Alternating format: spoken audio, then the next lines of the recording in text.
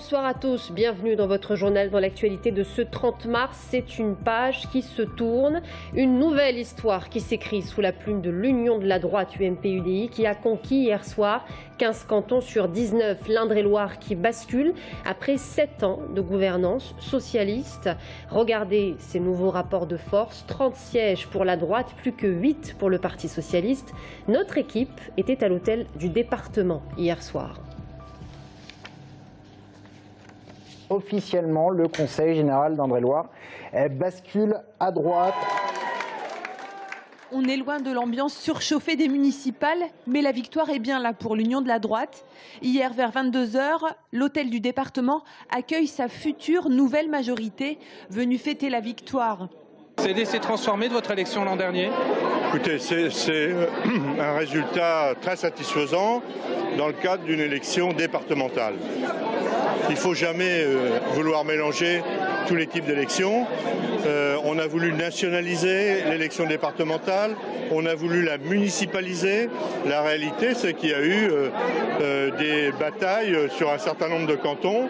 Je crois que c'est la marque de la confiance d'une très large population parce que l'UMP et l'UDI arrivent en tête très largement en France. Aujourd'hui, on parle d'une trentaine, peut-être davantage de départements qui sont repris. C'est une très grande marque de confiance. On réussit à démontrer que la gestion du Parti socialiste au Conseil général n'était pas la bonne. Ils l'ont prouvé par des exemples concrets et les citoyens l'ont compris. Une petite heure avant, dans la même salle, le président sortant Frédéric Thomas, candidat vaincu sur le canton de Tours-Nord, prenait la parole en direct sur notre antenne. Les électeurs se sont prononcés, c'est la démocratie. Je voudrais dire que je suis fier de notre bilan. Nous laissons une situation du département financièrement saine. Sur notre plateau, la gauche accuse le coup, mais la pilule est un peu plus dure à avaler lorsqu'ils apprennent que les cantons urbains passent à droite. Surjouer les tours, écoutez, moi j'apprends le résultat en direct, donc je suis déçu. Tout le monde sait bien que voilà, on espérait une victoire. J'ai bien compris le soir du premier tour que ça allait être très difficile. On va quand même demander un recomptage des voix quand même pour être sûr, mais si c'est le cas, il n'y aura aucun souci pour reconnaître cette différence. Non, effectivement, ça a été très serré. De toute façon, la campagne a été dure. Nous, on avait globalement, on va dire, la gauche en général, un gros vent de face. On le savait qu'on partait avec ce handicap. L'autre déception en Indre-et-Loire, c'est celle du FN. Présent au deuxième tour, dans 9 cantons, le parti visait une victoire à Langeais. Finalement, le Front National ne siégera pas au conseil départemental.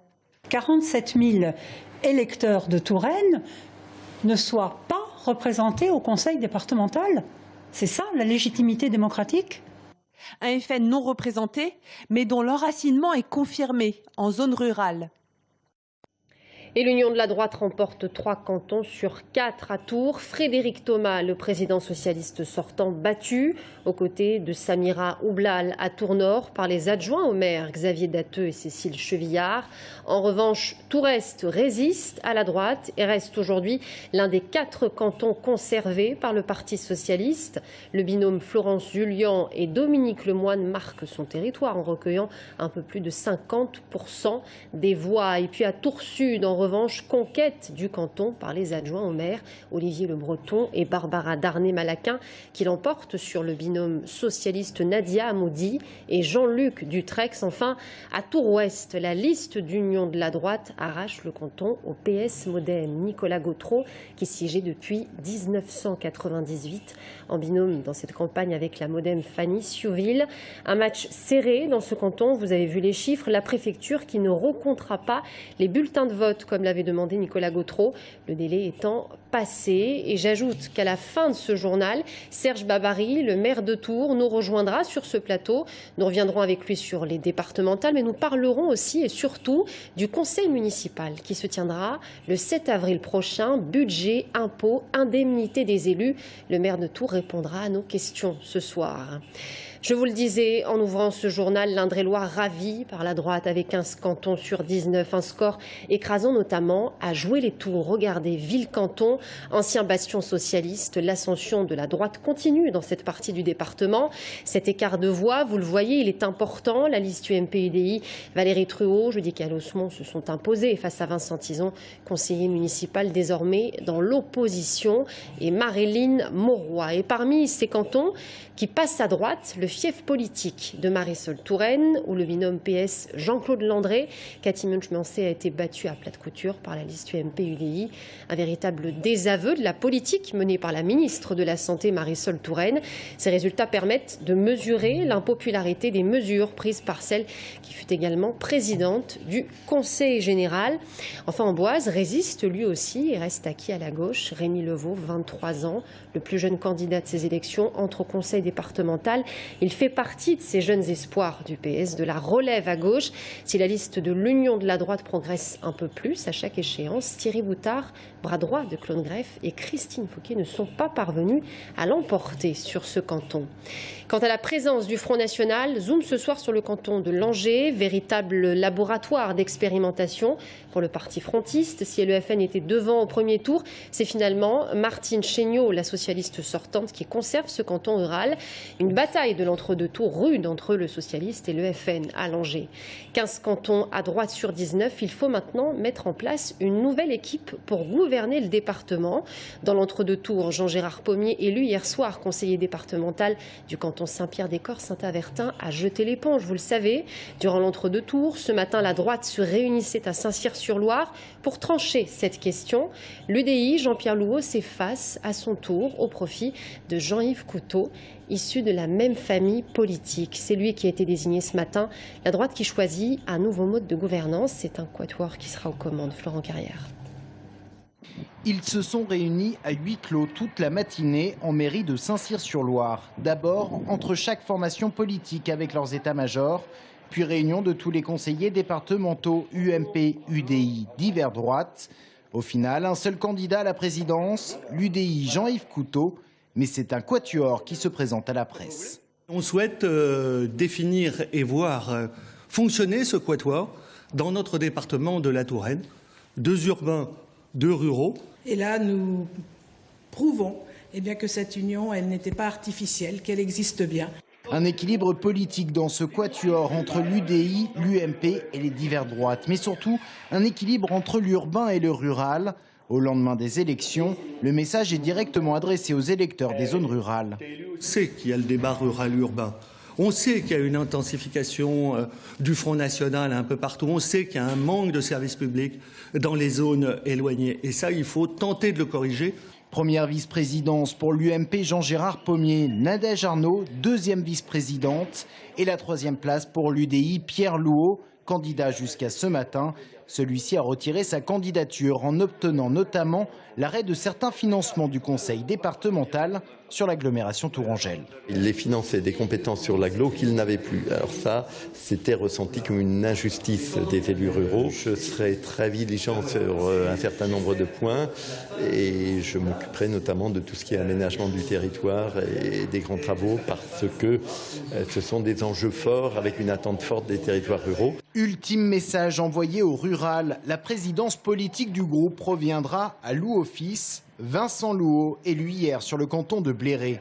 Aujourd'hui, Jean-Yves Couteau fête donc une victoire. Les autres chefs de file seront associés aux prises de décision. Quant à Alexandre Chasse, personnalité montante de l'UMP et qui pourrait jouer un rôle prépondérant dans les prochaines années, on verra jeudi s'il obtient une délégation et surtout quelle délégation. Et le réveil est difficile ce matin pour la gauche, parti divisée pour ces élections. Elle en paye aujourd'hui le prix. Une lourde défaite. Bonsoir Jacques Benzakoun. Bonsoir. Merci d'être avec nous, directeur départemental adjoint à la Nouvelle République. Alors, on en a parlé de cette défaite. C'est une défaite ce soir pour toutes les composantes de la gauche, pas seulement pour le parti au gouvernement. Oui, moi j'allais dire qu'avec des amis pareils, la gauche n'a pas besoin d'ennemis. Ce soir encore, au lendemain de cette défaite cuisante, où il est temps de réfléchir à la reconstruction, les coups pleuvent, les appels à la débauche aussi. Donc effectivement, je pense que pour l'instant ils sont sous le choc. C'est vrai que 4 sièges, c'est rien du tout, c'est ridicule quand on pense qu'ils ont failli se retrouver sans aucun siège à quelques voix près. Donc, ça veut dire que personne n'est sorti gagnant de ces divisions? Non, ni la gauche traditionnelle, ni l'autre gauche qui peut-être se réjouir aujourd'hui d'avoir été influente puisqu'elle a empêché certains candidats qui étaient bien placés. Vous parliez tout à l'heure de Nicolas Gautreau, je pense à Bléré aussi, où on a eu Daniel Labaronne qui n'était pas loin. Il y a eu des duels, même sur Tours, d'autres cantons où ils auraient pu. Bon, il n'y a pas eu d'appel. Sur le canton de Tourès, bien que Christophe Boulanger-Levert n'ait pas appelé, ils ont quand même été élus. Mais on voit bien qu'il y avait des dissensions. Alors évidemment, on a posé la question hier à M. Bourdin, c'est la politique nationale ou départementale? Alors tout est mélangé. Aujourd'hui, il y a une rancœur, une acidité au sein de cette gauche qui a rongé vraiment les rangs et qui donne le résultat qu'on a aujourd'hui. Il y a quelque chose d'intéressant aussi qu'on voyait ce matin dans la presse, dans les colonnes de la Nouvelle République. À Ballon-Miré, les bulletins blancs, on en a parlé de ces bulletins blancs hier soir. Sur le canton de Ballon-Miré-la-Riche, c'est le double de la moyenne départementale. C'est un électeur sur 8 qui a voté blanc. En même temps, on peut comprendre. À Ballon-Miré, on a eu 2 candidats socialistes, un officiel, un dissident, qui se sont bagarrés. Bon, les électeurs ne s'y retrouvent pas. Ce soir, on a sur le blog d'Alain Michel, il a 6 pages où il déverse sa rancœur contre la direction. Bon, on se dit, et cette direction, ont rien compris, quoi. Oui, bien sûr. Donc en tout cas, c'est le message qu'ont voulu faire passer les électeurs. Au lendemain des municipales, on parlait déjà d'un règlement de compte. On voit bien que les choses ne vont pas en s'arrangeant. Et finalement, tout ça, ça avait commencé il y a très longtemps. Vous parliez hier soir, dans notre soirée électorale, de plaque tellurique.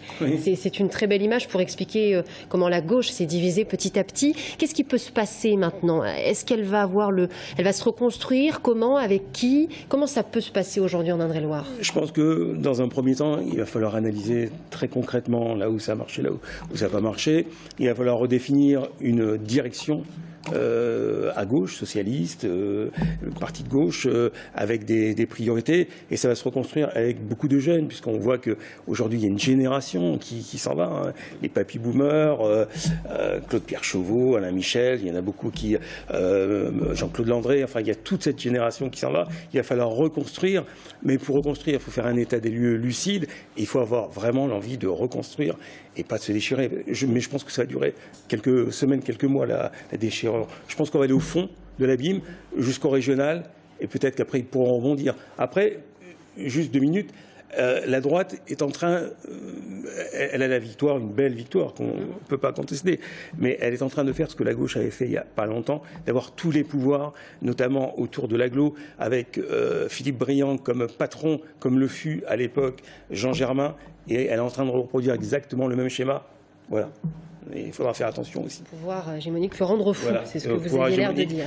Crée des jalousies, des tensions, et à force d'avoir des petits partis féodaux à droite, où chacun veut être roi à la place du roi, ça éclate, on vient de le voir à gauche. Merci beaucoup Jacques Benzakoun, directeur départemental adjoint à la Nouvelle République. Merci pour votre analyse. Et en Loir-et-Cher, le rapport de force au lendemain du second tour change peu. 22 sièges à droite, vous le voyez, UDI, UMP, Modem, 8 à gauche. Mais notons surtout le score du Front National, retombé comme un soufflet. Il inquiétait droite et gauche à l'issue du premier tour. Ce matin, on sait qu'aucun frontiste ne fera son entrée au Conseil départemental du Loir-et-Cher. C'est finalement la majorité départementale qui l'emporte. La gauche, elle perd un siège. Quant au canton de Montrichard, que les électeurs ont particulièrement suivi, 11 voix d'écart seulement ont départagé les 2 vice-présidents. L'analyse d'Audrey Champigny. 22 sièges pour la droite, 8 pour la gauche et 0 pour le Front National. Voilà à quoi ressemblera la nouvelle assemblée départementale du Loir-et-Cher. Le rapport de force n'a donc pas tellement changé, avec une majorité départementale qui est restée solide comme un roc face au raz-de-marée frontiste du premier tour. À noter tout de même l'entrée de petits nouveaux, comme le Modem, mais surtout l'UMP de Guillaume Pelletier. Ils ont plus d'élus, ils ont été quelque part le moteur de cette victoire parce que historiquement l'UMP est plutôt implanté dans le département au sud de la Loire, un sud de la Loire qui a eu plus de cantons qu'hier, enfin plus d'élus du moins du fait du redécoupage. Donc l'UMP va plus peser dans la prochaine majorité.